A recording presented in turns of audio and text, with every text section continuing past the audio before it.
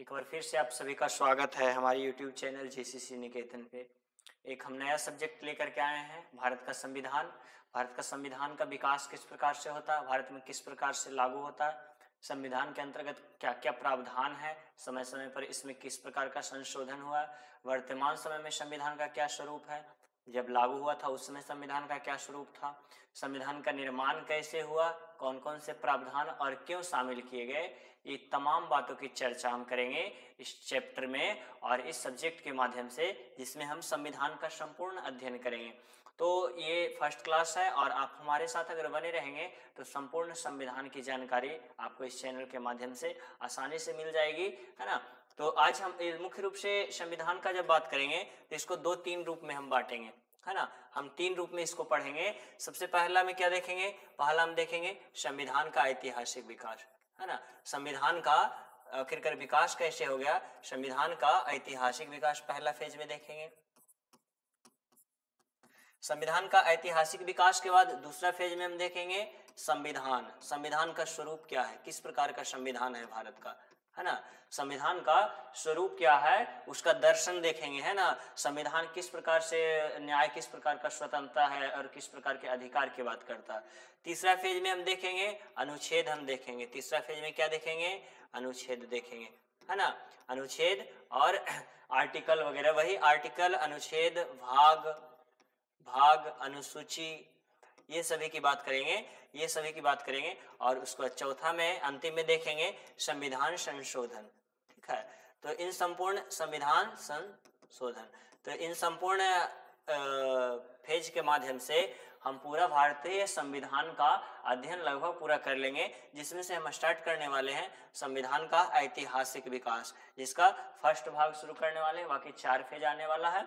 तो आप हमारे साथ वीडियो में बने रहेंगे। अगर वीडियो अच्छा लगेगा तो अपने मित्रों के साथ शेयर कर देंगे ताकि जानकारी सबको हासिल हो जाए, है ना। चलिए, और हमारा जो कोचिंग संस्थान का जो हमारा टारगेट रहता है अधिक से अधिक लोगों तक एक उच्च कोटि का शिक्षा पहुंचाने का, वो पूर्ति हो सके। चलिए, तो हम आगे बढ़ते हैं और इसी फेज में हम आगे की ओर बात करेंगे, जिसमें से भारत का संविधान के बारे में बात करेंगे, उसमें ऐतिहासिक पृष्ठभूमि की बात करेंगे, इतिहास पर इसका क्या प्रभाव पड़ता है भारतीय संविधान का, या फिर ब्रिटिश सरकार के दौरान इतिहास का क्या प्रभाव पड़ता है, क्या प्राचीन समय के इतिहास का भी प्रभाव पड़ता है इतिहास पर, या फिर सिर्फ ब्रिटिश सरकार के मतलब ब्रिटिश सरकार के दौरान का इतिहास का प्रभाव संविधान पर पड़ता है ना।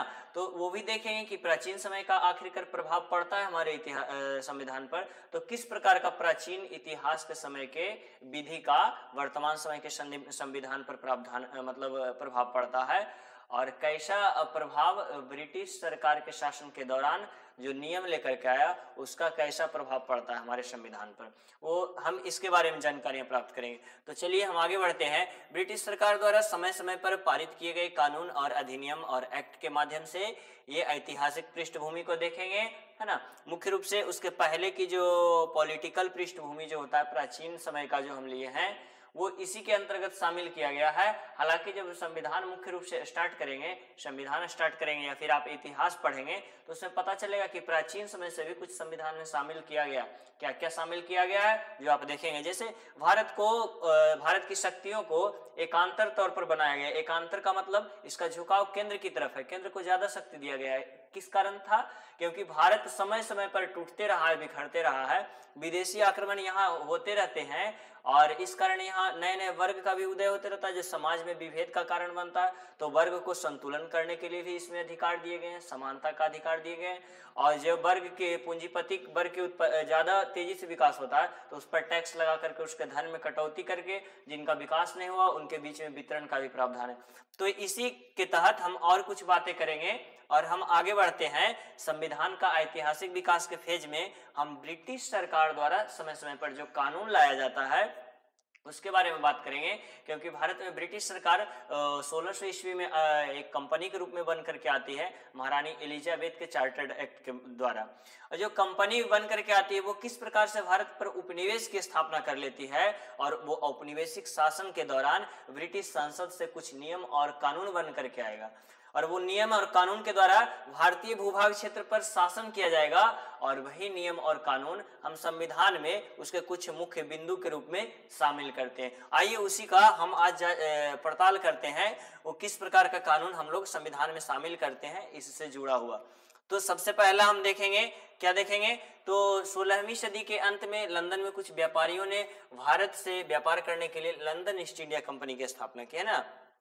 कहाँ स्थापना होती है, तो लंदन में होती है। किस लिए, पूर्व के देशों के साथ व्यापार करने के लिए। पूर्व के देशों के साथ व्यापार करने के फेज में क्या होगा, यहाँ जैसे देखिए भारत यहाँ है ना, अगर देखा जाए तो है ना, अगर ये यूरोप का मैप हो गया है ना, और ये हो गया आपका अफ्रीका का है ना, तो ये अफ्रीका का हो गया और यहाँ इधर हो जाएगा आपका यूरोप देश। तो यूरोप से इधर किधर में पड़ेगा, तो नॉर्थ ईस्ट साउथ वेस्ट है ना, तो किधर पड़ जाएगा जी, तो ईस्ट में पड़ेगा है ना।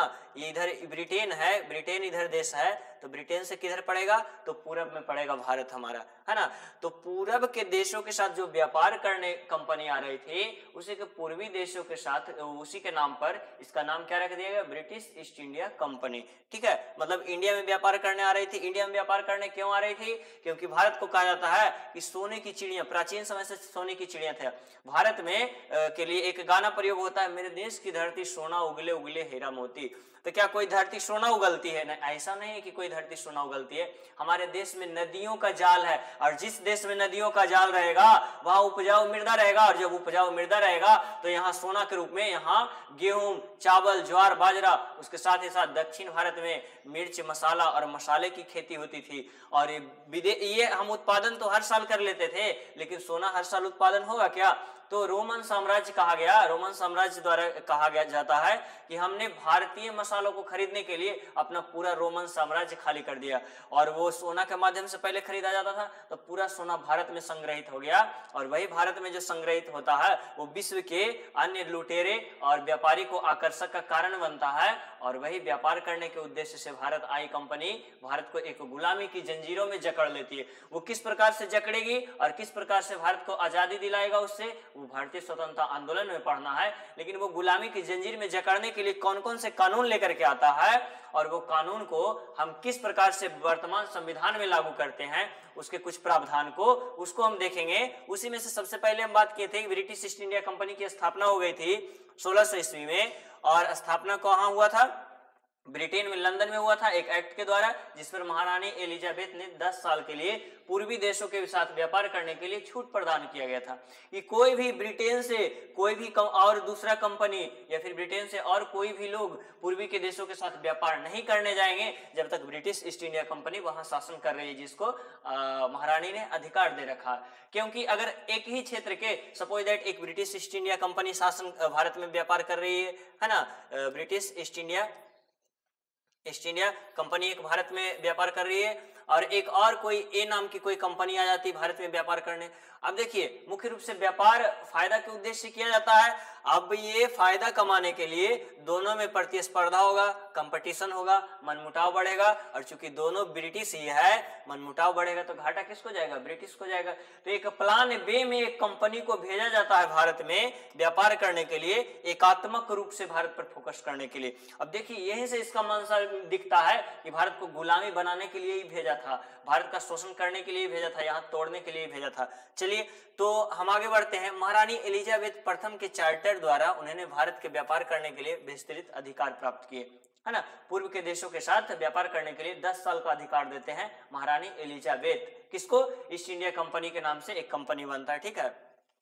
अब ईस्ट इंडिया कंपनी भारत आता है, भारत आएगा तो देखेगा मुगल बादशाह 1707 में औरंगजेब ताकतवर मुगल बादशाह जो था उसकी मृत्यु हो गई, और जैसे ही औरंगजेब की मृत्यु होता है जितना भी मुगल शासक रहता है, मुगल साम्राज्य ताश के पत्तों के ढेर की तरह बिखर जाता है। एक ब्रिटिश रूपी आंधी आती है और पूरा मुगल बादशाह को पूरा उड़ा देती है। वो किस प्रकार से उड़ाएगी वो हम देखेंगे। इसका ये कारण था कि मुगल बादशाह जो थे वो विलासिता की तरफ भी बढ़ रहे थे। उसके साथ ही साथ भारत में और भी कुछ क्षेत्रीय राज्य का उदय हो चुका था, जैसे मराठा का उदय हो चुका था, इधर हैदराबाद का उदय हो चुका था, उसके बाद आंध्र प्रदेश में निजाम का भी उदय हो चुका था, बंगाल में मुर्शिद कुली खां का उदय हो चुका था। तो इतना राष्ट्र का जो छोटे छोटे राज्य का उदय हो चुका था, इससे मुगल बादशाह का प्रभाव कमता है और भारतीय रियासत आपस में ही लड़ना शुरू करते हैं और उसी के परिणाम स्वरूप ब्रिटिश यहाँ औपनिवेशीकरण की स्थापना करने में सफलता हासिल करता है। और उसी में से एक था 1757 का प्लासी का युद्ध, जो बंगाल में एक षड्यंत्र का गेम खेलता है रॉबर्ट क्लाइव, और वहां के शासक सिराजुद्दौला को षड्यंत्र का गेम खेल करके उसको हरा दिया जाता है और सबसे पहले उपनिवेशीकरण के इरा के तौर पर बंगाल में ही ब्रिटिश कंपनी अपना पांव पसारना शुरू करती है। वही देखेंगे। और उसके बाद दूसरा लड़ाई और 1764 में होता है बक्सर में, और जैसे ही दूसरा लड़ाई होगा ये बंगाल, बिहार और उड़ीसा, ये तीन इधर स्टेट, इधर झारखंड, ये सब स्टेट की दीवानी मुगल बादशाह से प्राप्त कर लेता है कि हमको यहाँ टैक्स वसूलने का अधिकार दिया जाए। बाकी ये लड़ाई किस प्रकार से हुआ था, इस लड़ाई के पीछे बहुत बड़ा कारण था, इस लड़ाई का बहुत इंटरेस्टेड कहानी है। अगर वीडियो में आप हमारे साथ बने रहेंगे तो ये भी हम बताएंगे। हिस्ट्री का क्लास बहुत जल्द आने वाला है, तो हिस्ट्री में हम इसके बारे में अच्छे से विस्तार से चर्चा करेंगे, ठीक है। ये बक्सर की लड़ाई क्या हुआ, इसका कहानी क्या है, हम यहाँ पॉलिटी पर भी बात करेंगे। तो हम आगे बढ़ते हैं। तो दो लड़ाइयां होता है और ये दो लड़ाइयों के बाद British east India company Bharat में औपनिवेशीकरण की इरा पर प्रवेश कर जाता है ना। अब भारत में कंपनी के बढ़ते राजनीतिक प्रभाव से संसदीय नियंत्रण के लिए ब्रिटिश सरकार द्वारा समय समय पर अधिनियम पारित किया जाता है। अब देखिए, British east India company Bharat में व्यापार करके एक समृद्ध क्षेत्र से व्यापार कर रहा था, तो पैसा की कमी तो होगा नहीं, तो ब्रिटिश ईस्ट इंडिया कंपनी काफी धनवान हो जाता है, काफी इसके पास पैसा हो जाता है। तो ब्रिटेन का आम नागरिक जो होता है वो उसको लगने लगता है कि कहीं ये ब्रिटिश ईस्ट इंडिया कंपनी हमारे संसद को प्रभावित न करे, हमारे संसद को प्रभावित करके हमारे लोकतंत्र में हमारे अधिकार का हनन न करे, हमारी स्वतंत्रता का हनन न करे। इसको लेकर के वहां की जनता संसद पर दबाव बनाना शुरू करती है। अंततः संसद क्या करेगा, ब्रिटिश ईस्ट इंडिया कंपनी पर नए नए कानून लेकर के आएगा। वो कानून किस लिए लेकर के आएगा, ताकि उस पर अपना नियंत्रण बनाए रखा जा सके, ठीक है ना। तो वही कानून जो है वो एक्ट के रूप में आएगा और वही एक्ट के रूप में हमारा संविधान उसी से कुछ कुछ प्रावधान लेते हुए बढ़ेंगे, ठीक है। अब इस अधिनियम, ये समय समय पर जो अधिनियम आता है और इसी से हमारा संविधान का विकास होता है। और ये अधिनियम दो रूप में हम देखते हैं। पहला रूप में अधिनियम के रूप में, ठीक है, कंपनी का शासन के रूप में देखेंगे, दूसरा सम्राट व क्राउन के शासन के रूप में देखेंगे, ठीक है। तो एक एक करके देखते हैं। इन अधिनियम ने भारतीय संविधान के निर्माण के लिए आधार तैयार कर दिया, एक आधार के रूप में तैयार करता है ये एक्ट। वो कुछ कुछ प्रावधान आता है, उसी का हम लोग आगे चल करके, चूंकि हम इससे अभ्यस्त हो गए थे, इस कारण हम उसी का प्रावधान को अपना लेते हैं।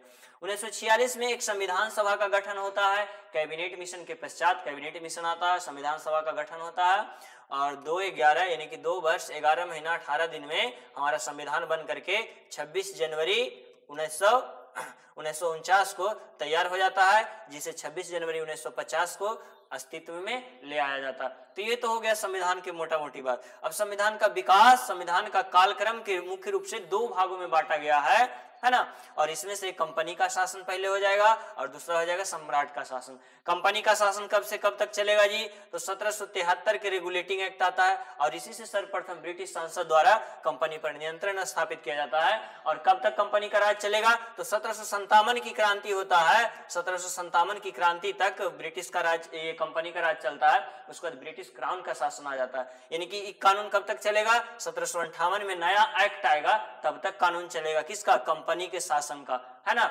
उसके बाद 1758 से 1858 होगा, 1858 के पश्चात जो भी कानून आएगा, जो ब्रिटिश संसद में क्राउन के प्रतिनिधि के रूप में कानून आएगा, मतलब क्राउन अब बनाएगा, मतलब राजा के रूप में, राजा एक कानून जारी कर रहा उसके रूप में आएगा, तो क्राउन के शासक के रूप में आता है। और वो 1858 से भारत की आजादी तक यानी कि 1947 तक चलता है ना। तो ये दो फेज में यहाँ भी पढ़ेंगे, कंपनी का शासन के रूप में और दूसरा सम्राट और क्राउन का शासन के रूप में। तो सबसे पहले हम कंपनी का शासन के रूप में देख लेते हैं और उसमें से सबसे पहले हमारा आ जाएगा क्या, 1773 का रेगुलेटिंग एक्ट, ठीक है, विनियामक अधिनियम 1773 का विनियामक अधिनियम, रेगुलेटिंग एक्ट ऑफ 1773, ठीक है। तो ये क्या था 1773 का रेगुलेटिंग एक्ट, तो इसके प्रावधान हम देखते चलेंगे। इसका प्रावधान क्या क्या था, इसमें क्या ऐसी मुख्य बातें थी जो संविधान में के लिए इंपॉर्टेंट हो सकता है। चलिए, इस अधिनियम का अत्यधिक संवैधानिक महत्व इस कारण था क्योंकि ये पहला कानून ब्रिटिश संसद द्वारा बनाया गया था जो कि कंपनी पर अप्रत्यक्ष रूप से या प्रत्यक्ष रूप से नियंत्रण स्थापित धीरे धीरे कर रही थी ब्रिटिश सरकार। मतलब ये कानून के माध्यम से ब्रिटिश सांसद कंपनी पर अपना नियंत्रण बढ़ा रहे थे कि ये कंपनी आने वाले समय में इतना ज्यादा पैसा हो जाएगा तो ब्रिटेन के संसद में एंट्री करके वहां के लोकतंत्र को प्रभावित न करे। इसी को लेकर के इस पर नियंत्रण स्थापित करना चाहती थी कंपनी ब्रिटिश सांसद। ईस्ट इंडिया कंपनी के कार्यों को नियमित और नियंत्रण करने की दिशा में ब्रिटिश सरकार द्वारा उठाया गया यह पहला कदम था। इसके पहले कंपनी को कुछ ने ब्रिटिश सरकार जैसे ही 10 साल होता था फिर से एग्रीमेंट दे दिया जाए, ठीक है जी जाओ 10 साल फिर तुम और व्यापार करो वाइस मौज करके भारत के साथ, कोई तुम्हारा कंपटीटर नहीं जाएगा।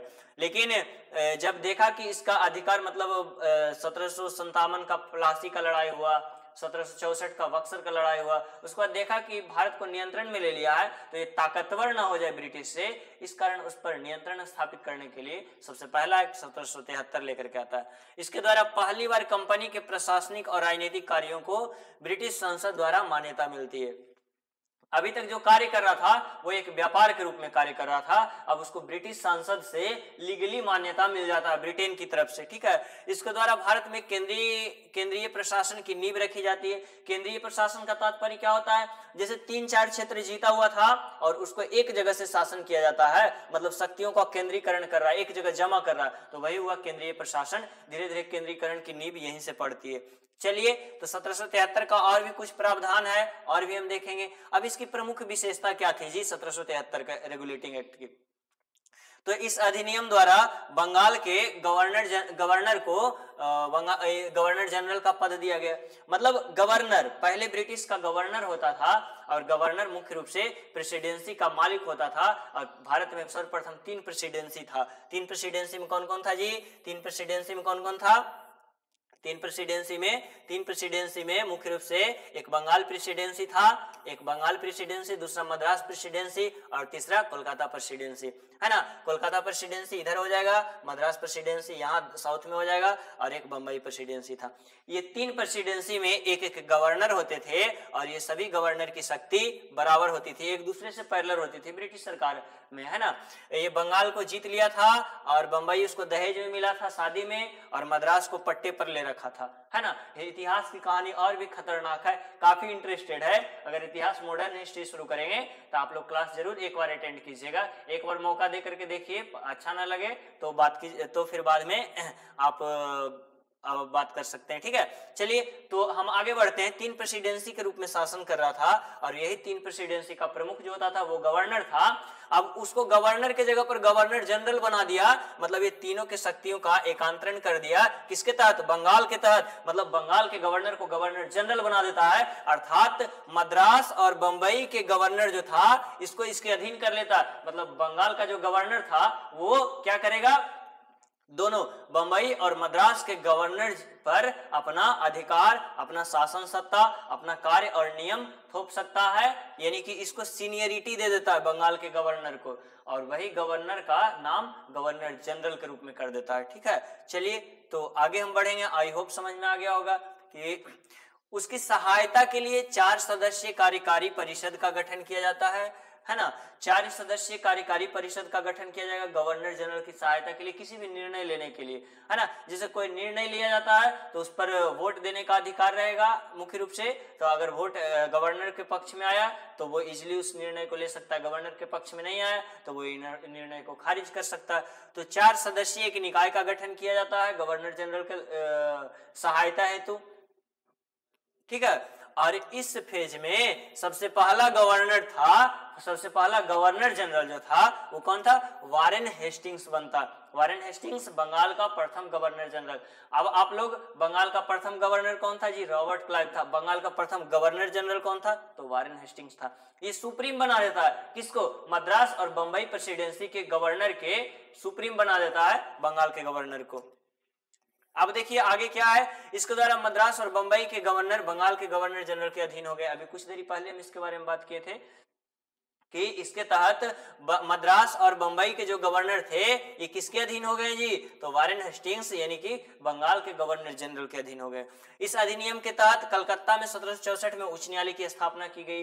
एक उच्च न्यायालय की स्थापना, अब न्यायपालिका का एक नींव रखा जाएगा और यही न्यायपालिका का नींव जो रखा जाता है इसमें एक मुख्य न्यायाधीश होंगे और 3 अन्य न्यायाधीश होते हैं और मुख्य न्यायाधीश में सर एलिजाह इम्पे होते हैं। ठीक है, जो आप आरबीआई की स्थापना अगर पढ़े होंगे तो उसमें जानकारी आपको मिलेगा इसके बारे में और भी अच्छे तरीके से। ठीक है, तो 1774 में उच्च न्यायालय की स्थापना होती है और जिसके मुख्य न्यायाधीश कौन रहते हैं, सर एलिजाह इम्पे।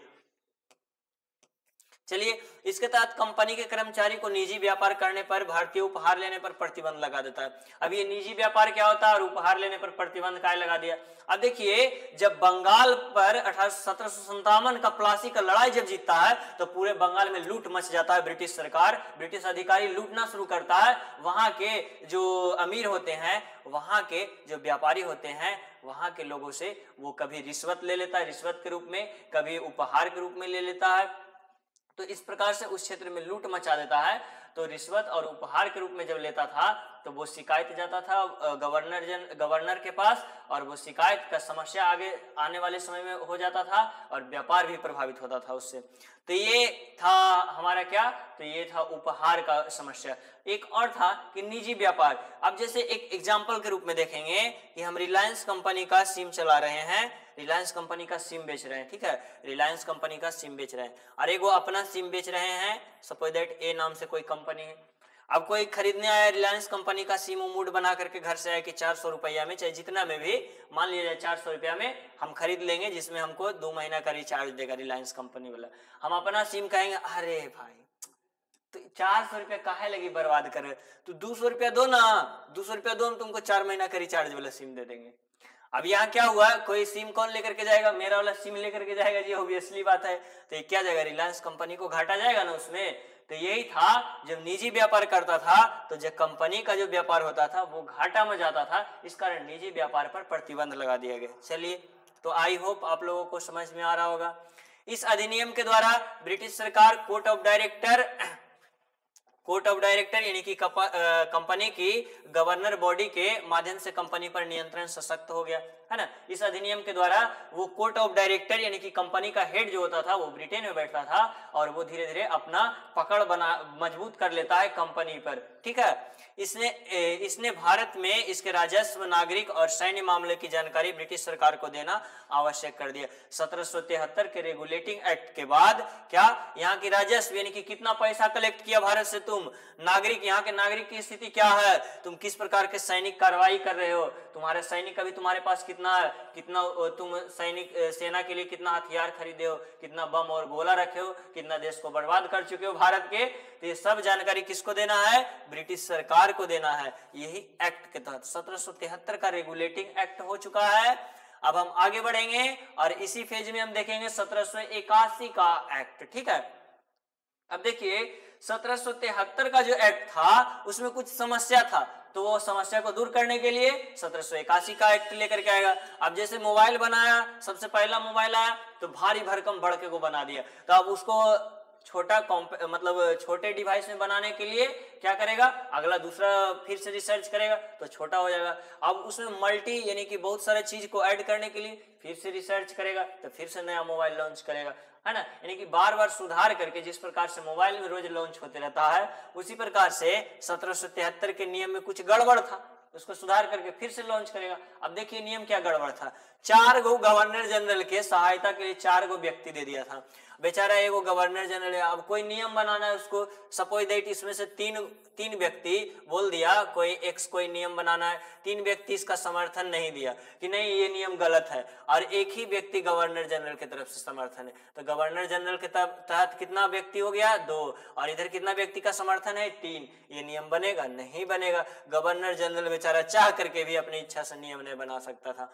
तो अब क्या करेगा, इसमें व्यक्ति की संख्या में कटौती करेगा और अब क्या करेगा, मात्र 2 व्यक्ति को शामिल करेगा, यानी कि 4 की जगह पर 2 गो। यानी कि गवर्नर जनरल को अगर कोई नियम बनाना है, सपोज दैट गवर्नर जनरल है और इसको कोई नियम बनाना है तो इसको सिर्फ एक व्यक्ति का समर्थन मिल जाएगा, एगो खुद हो जाएगा, तो एक तरफ 2 व्यक्ति हो गया, एक तरफ 1 व्यक्ति, यानी कि नियम वो बन जाएगा, है ना। इसलिए इसका कुछ अमेंडमेंट किया जाता है। चलिए आगे बढ़ते हैं। 1773 की खामियों को ठीक करने के लिए ब्रिटिश संसद में अमेंडिंग एक्ट 1781 लाया जाता है। अमेंडिंग का मतलब होता है संशोधनात्मक अधिनियम ही होता है, मतलब संशोधन करके दोबारा नियम लेकर के आना, ठीक है, जिसे बंदोबस्त कानून के नाम से भी जाना जाता है। किसे? 1781 का एक्ट को बंदोबस्त कानून के नाम से जाना जाता है। अब इसमें क्या क्या प्रावधान किया गया वो देखिए, आगे देखते हैं, है ना। तो इस कानून में क्या क्या प्रावधान किए जाते हैं, इसकी विशेषता क्या होता है, जो हम ध्यान देंगे, ठीक है। तो इस कानून ने गवर्नर जनरल तथा काउंसिल को सर्वोच्च न्यायालय के क्षेत्राधिकार से बरी अथवा मुक्त कर दिया। अब देखिए, सर्वोच्च न्यायालय की स्थापना हुआ था 1773 एक्ट के तहत कलकत्ता में। अब वो सर्वोच्च न्यायालय जिस प्रकार से ब्रिटेन में कार्य करता था उसी प्रकार से भारत में भी कार्य करना शुरू किया। तो यहाँ भारत का तो शोषण करना है जी, तो काय के लिए उस प्रकार से काम करना है। जैसे ब्रिटेन में न्यायपालिका जो था, जुडिशियरी जो था ब्रिटेन में, वहां उसको पूर्णतः न्याय मिलता था। अब जब भारत में भी न्यायपालिका की स्थापना किया तो शुरुआती में पूरा जितना भी भारत का नियम कानून जितना भी विषय था सबको न्यायालय के अंतर्गत शामिल कर दिया। अब गवर्नर या फिर उसके अधिकारी भारतीय राजा, भारतीय जमींदार किसान को शोषण करते थे और वो पहुंच गया न्यायालय। अब केस हो गया ज्यादा। अब जब केस ज्यादा हुआ तो वो और गवर्नर जनरल दोनों में बैठक हुआ तो पूछा गया, ए जी केस ज्यादा काहे बढ़ रहा, तो हम तो भारत में अत्याचार कर ही रहे हैं, तो आप एक काम कीजिए, हमारे काम में हस्तक्षेप करना छोड़िए। तो हमारे काम में हस्तक्षेप करना काहे छोड़ेंगे, हमको ब्रिटेन सरकार बोलेगा तभी नहीं छोड़ेंगे। तो ब्रिटेन से दोबारा ऑर्डर आता है और कहा जाता है कि क्या, कि न्यायपालिका जो है वो सिर्फ न्याय का कार्य करेगी, गवर्नर जनरल के कार्य में वो हस्तक्षेप नहीं करेगी। हो गया, गवर्नर जनरल क्या हो गया जी, न्यायपालिका से फ्री हो गया। गवर्नर जनरल किसी व्यक्ति पर कोई भी कानून लगा सकता था, न्यायपालिका उसके ऊपर रोक नहीं लगा सकती थी। देखिए इसको पावर देखिए स्ट्रीम देता जा रहा है, धीरे धीरे पावर उसका बढ़ता जा रहा है ना। इन कानून में राजस्व संबंधी मामले भी तथा राजस्व वसूली से जुड़े मामले भी सर्वोच्च न्यायालय के क्षेत्राधिकार से बाहर कर दिया। अब देखिए, राजस्व यानी कि टैक्स कलेक्ट करेगा, और जब टैक्स कलेक्ट करेगा तो किससे कलेक्ट करेगा, कृषक से कलेक्ट करेगा। कृषक से कैसे कलेक्ट करेगा, एकदम चूस चूस करके कलेक्ट करेगा, मरो चाहे जियो हमको टैक्स चाहिए। तो जब उसको कृषक को सता करके टैक्स कलेक्ट करेगा तो केस करने के लिए न्यायालय में जाएगा ना। जब न्यायालय में जाएगा तो यहाँ न्यायालय बोल दिया कि हम गवर्नर जनरल का राजस्व संबंधी कानून मेरे तहत नहीं आता है, उस पर हम न्याय नहीं दे सकते हैं। तो हो गया ना, ये अपना बात नजर से हट गया ना। जो न्यायपालिका था जिसका काम था न्याय करना, वो अपने बात से हट गया। अब गवर्नर जनरल अपने इच्छा से जितना इच्छा रहेगा उतना टैक्स लगाएगा, जितना इच्छा रहेगा उतना राजस्व कलेक्ट करेगा, कोई कहने वाला नहीं। न्यायपालिका जो न्याय करने के लिए बैठा हुआ उसको तो पहले ही फ्री दे दिया है कि तुम गवर्नर जनरल के कार्य में हस्तक्षेप नहीं करोगे, है ना। राजस्व वसूली से भी जुड़ा मामला, वही टैक्स कलेक्ट करना, कृषक से जमींदार से जो टैक्स कलेक्ट किया जाता था उससे जुड़ा हुआ जो मामला था वो भी सर्वोच्च न्यायालय के क्षेत्राधिकार में नहीं आएगा। सर्वोच्च न्यायालय उसमें हस्तक्षेप नहीं करेगा, चाहे भारत के लोगों का शोषण करे, चाहे भारत के लोगों को मारे, चाहे भारत के लोगों को बंदी बना ले, चाहे उनको हम विदेश में निर्यात कर दे, बेच दे दास व्यापार के रूप में। सुप्रीम कोर्ट उस पर आवाज नहीं उठा सकती थी। जो 1773 में सुप्रीम कोर्ट बनी थी उसका वो सुप्रीम कोर्ट की बात कर रहा, ठीक है। चलिए, न्यायालय सुप्रीम कोर्ट का कोई कंसेप्ट नहीं था, ठीक है। इस कानून के द्वारा कलकत्ता के सभी निवासियों को सर्वोच्च न्यायालय के अधिकार क्षेत्र के अंतर्गत कर दिया। आप देखिए, मतलब ये राजस्व संबंधी काम जो है इस पर तुम केस नहीं कर सकते हो, लेकिन तुम दूगों से माथा फोड़ा फोड़ी किया, उसका हम सुनवाई करेंगे। तो तुम फिर उस सुनवाई करके क्या कर लोगे, है ना। जो मेन समस्या राजस्व से संबंधित समस्या है तुम उसका सुनवाई नहीं कर रहे हो, तब तो फिर तुम माथा फोड़ा फोड़ी वाला समस्या हम घरों में पंचायत बैठा करके हम सुलझा लेते थे। अरे घरों में हम लोग ग्राम सभा बैठा करके सुलझा लेते थे, तुम यहाँ एगो दुकान खोल करके, न्यायालय का दुकान खोल करके बैठ गया। चलिए, तो ये सब समस्या है, ये सब समस्या होता है। इस कानून के द्वारा कलकत्ता के सभी निवासियों को सर्वोच्च न्यायालय के अधिकार क्षेत्र के अंतर्गत कर दिया गया, है ना। इसमें यह भी व्यवस्था बनाई गई कि न्यायालय हिंदू को निजी कानून और मुस्लिम को उनके निजी कानून पर हिसाब से न्याय देगा। अब देखिए न्यायालय की स्थापना होता है न्याय के उद्देश्य से। यहाँ धर्म को घुसा दिया बीच में। हिंदू धर्म के लोगों को हिंदू धर्म के आधार पर न्याय मिलेगा जी, और मुस्लिम धर्म के लोगों को मुस्लिम धर्म के आधार पर न्याय मिलेगा। और इसी के तहत एक किताब बनाया जाता है जिसमें कुछ ब्राह्मणों और कुछ मौलवियों मुफ्तियों के द्वारा कुछ कानून बनाया जाता है, और उसको एक में करके इंग्लिश में कन्वर्ट करेगा, और उसी का नाम है कोड ऑफ जेंटू लॉज। ठीक है, आगे चल के आपको मिलेगा वो किताब का नाम। इस कानून द्वारा यह व्यवस्था भी की गई कि प्रांतीय न्यायालय को appeal governor general in council के यहाँ दायर हो, न कि सर्वोच्च न्यायालय में। यानी कि प्रांतीय न्यायालय का जो अपील था ना, प्रांतीय न्यायालय में क्या क्या था जी, हम तो मद्रास और कोलकाता, मद्रास और बंबई का ही बात करेंगे, वही था ना प्रांतीय न्यायालय। तो उसका अपील जो प्रांत का जो गवर्नर होगा ना, उसके यहाँ होगा डायरेक्ट कलकत्ता, वह उसका अपील, यानी कि उससे जो ऊपर का न्यायालय है उसमें अपील नहीं होगा। गवर्नर जनरल अगर बोलता है कि ये न्यायालय, ये मतलब ये जो व्यवस्था है, यानी कि ये जो मामला है वो कलकत्ता उच्च न्यायालय में सुनवाई करने के लायक है, तब जाकर के वो आदेश देगा, तब मद्रास या फिर बंबई का कोई मामला कलकत्ता उच्च न्यायालय सुना सकता है। ठीक है, ये गवर्नर के आदेश के पश्चात है। इस कानून में गवर्नर जनरल काउंसिल को प्रांतीय न्यायालय एवं council provincial court and council के लिए नियम विनिमय बनाने का अधिकृत किया गया। मतलब इसमें गवर्नर जनरल भी कुछ हद तक कानून बना सकता है, वही अपने क्षेत्र को लेकर के। ये अब किसको हम देख चुके हैं, 1781 का एक्ट देख चुके हैं। अगला है 1784 का पिट्स इंडिया एक्ट, है ना। अब इसमें क्या किया गया, इसका प्रावधान भी देख लेंगे। इस अधिनियम की विशेषता इस प्रकार, क्या विशेषता थी जी, इसने कंपनी को राजनीतिक और वाणिज्यिक कार्य के लिए पृथक कर दिया गया। अब देखिए भारत के क्षेत्र बढ़ता चला जा रहा था, तो अब भारत उस क्षेत्र को पृथक करेगा, है ना। अब वो शासन का क्षेत्र बढ़ रहा है ना, तो राजनीतिक कार्य के लिए एक अलग बॉडी बना देगा और व्यापारिक कार्य के लिए एक अलग बॉडी बना देगा, है ना। तब ना फोकस रूप से भारत का शोषण कर पाएगा। अब देखिए राजनीतिक मामला के निपटाने के लिए क्या बना दिया, नियंत्रण बोर्ड, बोर्ड ऑफ कंट्रोल बना दिया, और इसमें 3 सदस्य का निकाय था, है ना।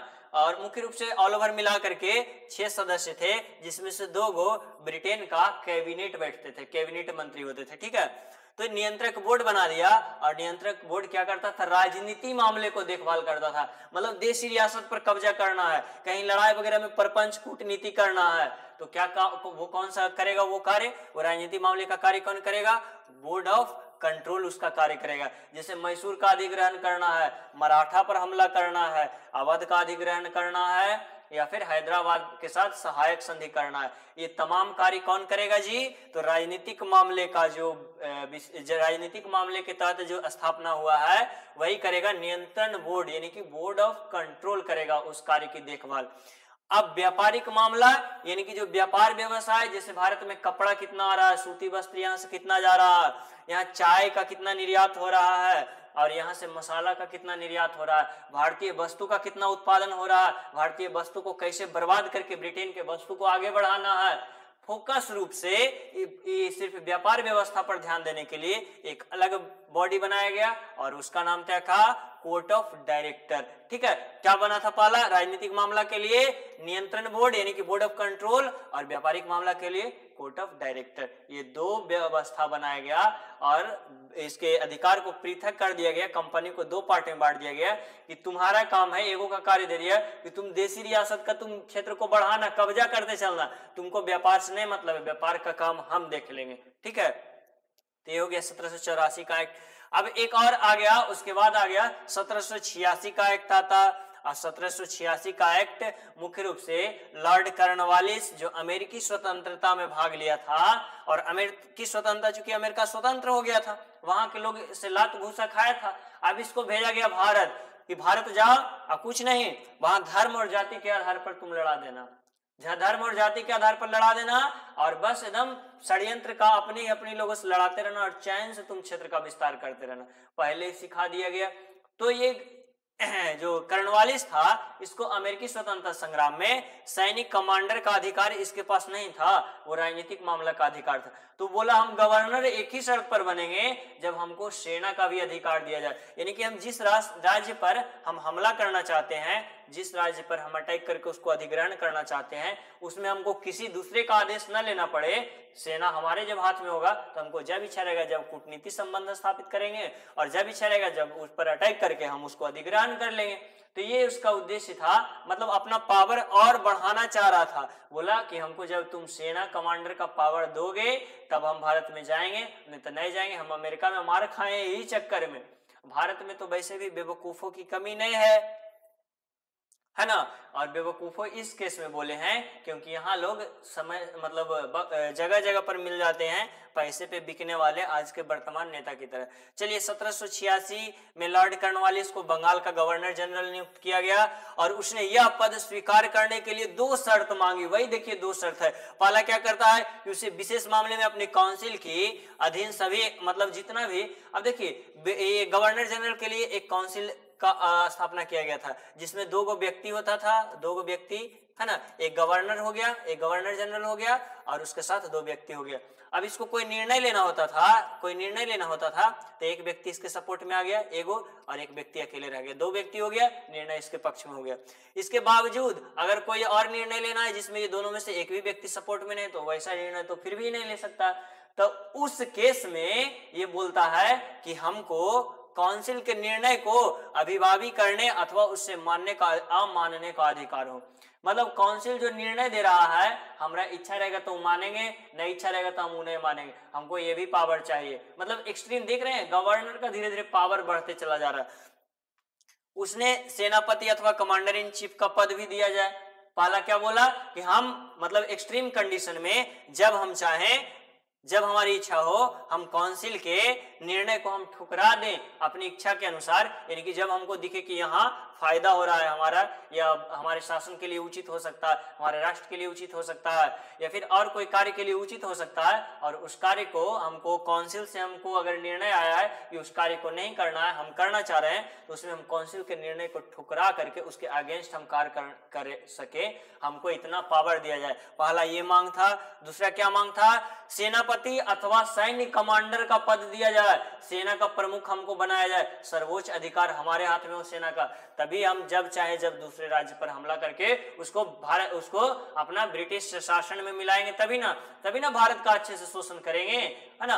तो आगे बढ़ेंगे 1786 के एक्ट के बाद। अगला है 1793 का चार्टर कानून, और जो कि हम अगला क्लास में इसके बारे में डिस्कस करेंगे। आई होप कि आपने अभी तक अगर पूरा वीडियो देखा है तो संविधान का ऐतिहासिक विकास में हम जितना बात किए हैं वो आपको सारी जानकारियां अच्छे से समझ में आ गई होगी। अगर आपको वीडियो अच्छा लगा तो वीडियो को लाइक, एक प्यारा सा लाइक करके जाएंगे, एक अच्छे से कमेंट कर देंगे नीचे जा करके कैसा लगा आपको वो, है ना, और अपने मित्रों के साथ शेयर कर देंगे। और बाकी वीडियो पूरा देखने के लिए बहुत बहुत धन्यवाद। अगर आप हमारे साथ बने रहेंगे, आप हमारा साथ देंगे तो हम पूरा पॉलिटी का वीडियो हम एक एक करके हम अपलोड करते चले जाएंगे। और आपका जो पॉलिटी का क्लास करने के लिए जो आज के मार्केट में से आपको मतलब परचेज वर्जन खरीदना पड़ता है, पैसा अफोर्ड करना पड़ता है, आपको उसकी आवश्यकता न पड़े। तो बहुत बहुत धन्यवाद।